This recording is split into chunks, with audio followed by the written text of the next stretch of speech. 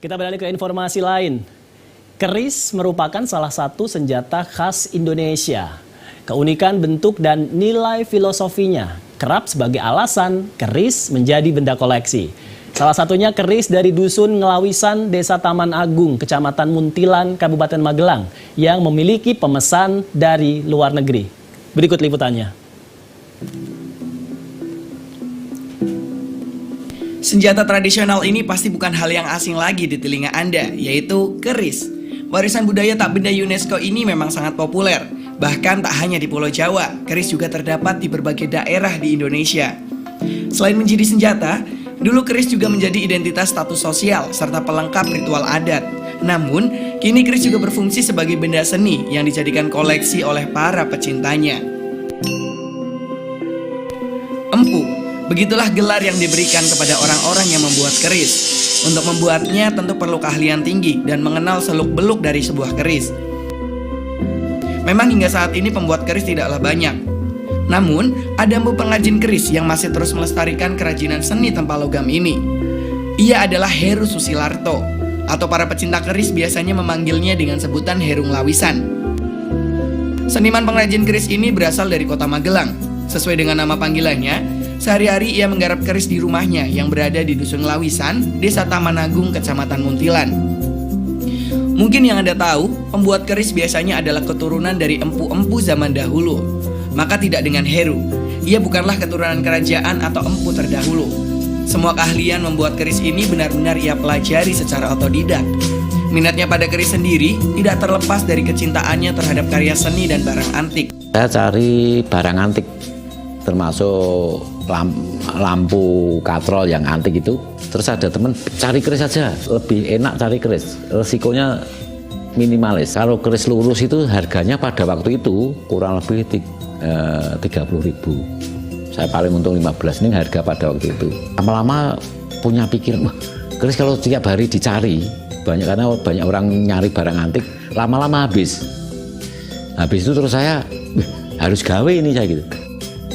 Pembuatan keris dari awal hingga akhir melewati proses yang cukup panjang, mulai dari penempaan hingga penggarapan bentuk. Setiap tahap ini dilakukan oleh orang yang berbeda-beda.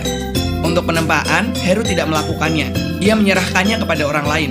Meskipun begitu, ia juga tetap menguasai teknik penempaan dari awal hingga akhir. Dalam pemilihan materialnya, ia juga berusaha memanfaatkan berbagai material yang ada di sekitar. Misalnya untuk bahan nikel, Heru bisa mengambilnya dari knalpot yang sudah tidak terpakai. Baginya, kualitasnya tak jauh berbeda, tergantung dari keahlian para penempa. Alat-alat yang Heru gunakan pun juga sudah modern. Hal lain yang membedakan empu yang satu ini, yaitu mengandalkan rasionalitas ketika membuat keris. Segala tahap pembuatan keris tidak lepas dari hal-hal yang ilmiah. Dalam pandangan Heru, daya tarik utama keris adalah nilai seninya sebagai kerajinan tanpa logam. Lalu, sesuai dengan kepercayaannya, ia juga tidak menerima pesanan keris yang memiliki motif makhluk bernyawa secara penuh. Ini maaf, sekali lagi maaf, karena itu budaya leluhur kita ya, yang adiluhung. Betulnya yang saya pelajari itu fisik. Dari materialnya, bahannya pamor, bentuk keindahan. Karena keris itu ilmiah sekali. Karena itu metalogi, ada hubungannya dengan metalogi penuh. Tapi juga ada hubungannya dengan seni. Jadi seni rupa tanpa logam, gitu loh. Di kreatif, cerdas, daya ingatnya tinggi dalam bidang keris seperti itu. Jadi tidak monoton. Angen-angen bikin keris ini tangguh HB Mutrani atau bikin keris model HB7. Kalau bikin ya seperti plek, jangan sampai keluar. Bentuknya, motif pamornya harus seperti HB7.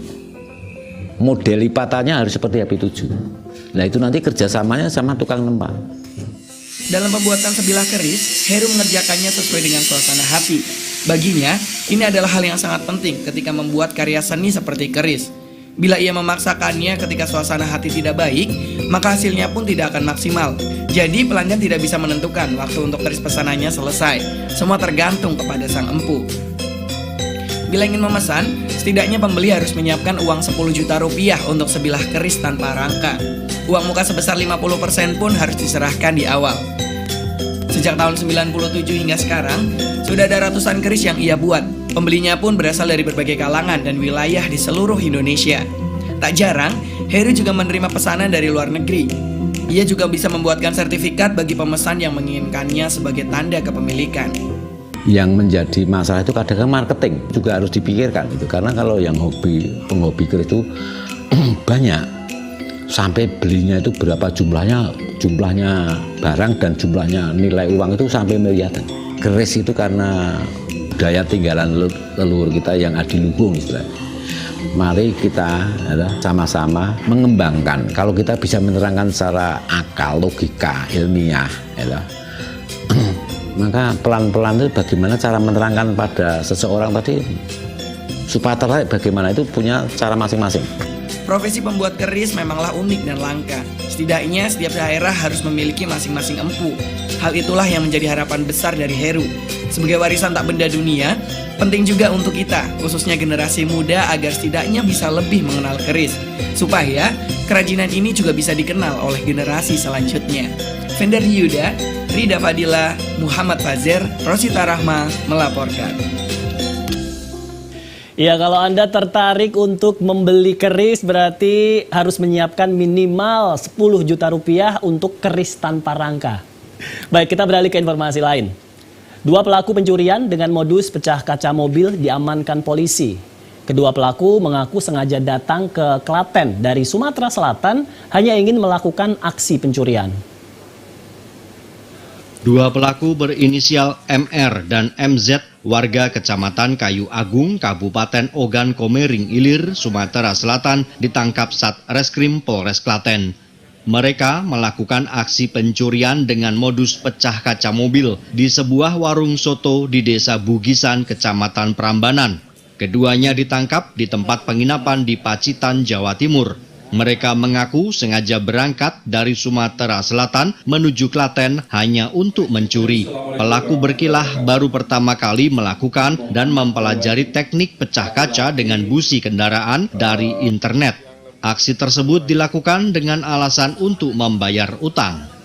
Kedua tersangka dijerat pasal 363 KUHP tentang pencurian dengan pemberatan dan diancam hukuman pidana maksimal 7 tahun penjara. Justina, TVRI Jawa Tengah. Kita beralih ke Pati, saudara. Seekor anak buaya menggegerkan warga perumahan